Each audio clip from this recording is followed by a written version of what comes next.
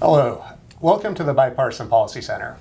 I'm John Sarushian, and with me today are Karen Mills, who is the former administrator of the U.S. Small Business Administration, and Paul Greig, who is the chairman of Opus Bank and former CEO of FirstMerit Corporation. They co-chaired the Task Force on Main Street Finance, which came up with recommendations to help with small business financing. Thank you for joining us. Thank you.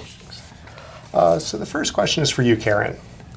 You and Paul came to these issues with very different backgrounds and different viewpoints, and yet you came together to come up with a series of recommendations. What was that like? Well, one of the things that we did, thanks to Paul and really thanks to the task force, is we went out on the road and we talked to banks. Right. And that was a terrific moment, I think, for a kickoff for the task force. As head of the SBA, I spent a lot of time on the road meeting with banks during the financial crisis. And this was another chance to come back and say, in the recovery, what's the state of the problem? And we heard from banks in Texas, we went to New Orleans, we went to rural Pennsylvania, we went to Columbus, Ohio. And that really formed a shared vision of what's the problem we're trying to solve. Small businesses are critical to the economy, but if they can't get access from their regular source of banks, that lays the foundation for all of the things that we might have recommended in the task force report. Right. And Paul, what were your takeaways? Well, I agree with Karen. I think getting the perspective of those who are in various communities and serving the small business population was very important.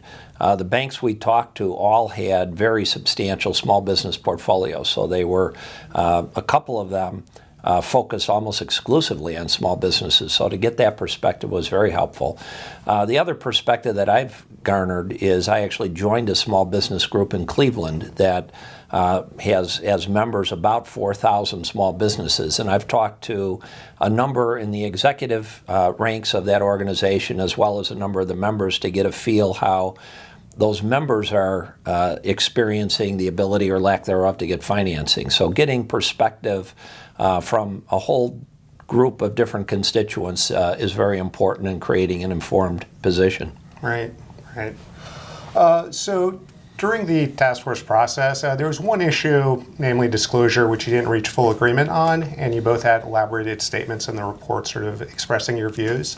But despite that, you came together to endorse the full report.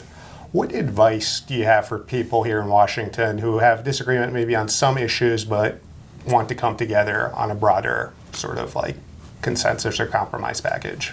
I could start with you, Karen. One of the things that we recommend in the report is that we gather some more data. Right. So what helps when you're trying to come together is fact-based analysis.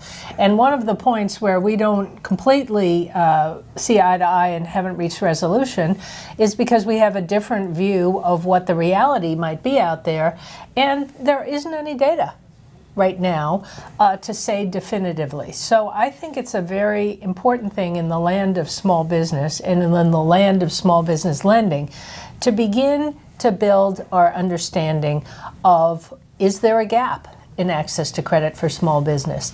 Is it among creditworthy borrowers? There was a lot of disagreement or naysaying of the problem even during the financial crisis. I really had to pound the table in the White House to make sure that people knew that we had to fix this problem as the highest priority. And I think as people started to hear from their small businesses, it rose up the priority chain and we were able to do quite a bit. But the voice of small business needs to be at the table and the supporting data needs to be behind it. All right.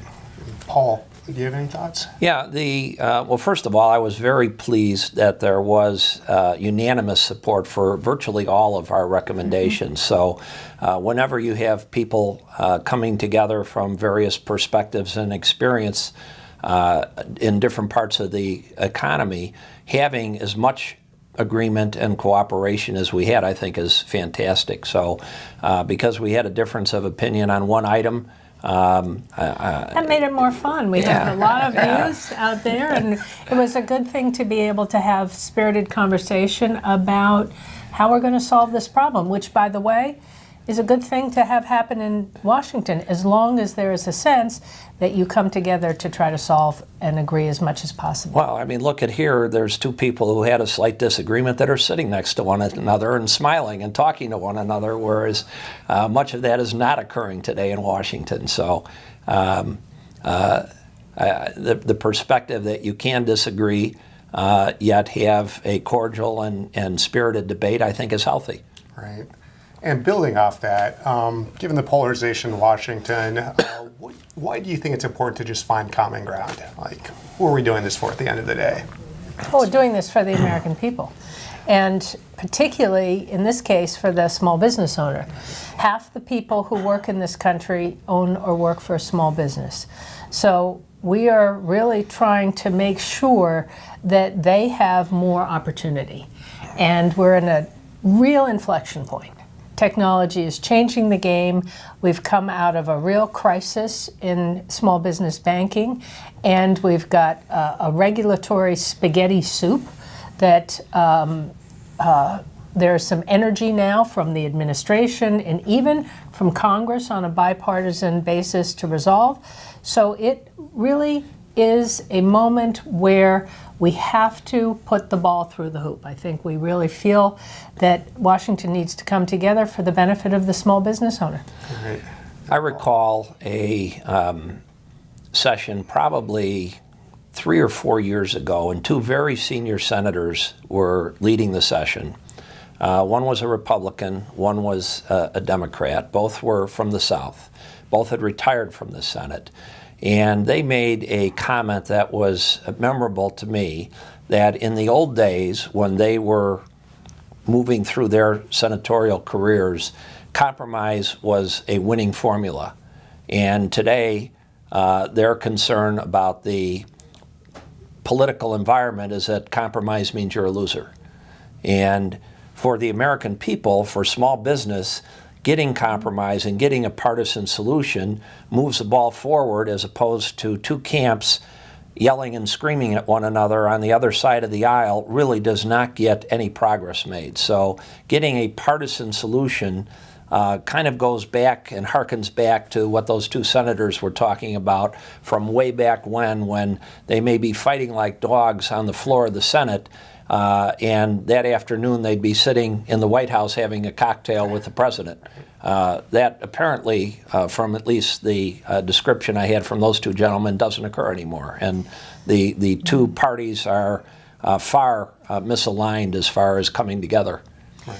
And on that note, I think we should thank the other member of our task force, Olympia Snowe, who as a senator really was a leader in bipartisan activity. And for me, when I ran the SBA, was my partner, as she was the chair and ranking member of the Small Business Committee.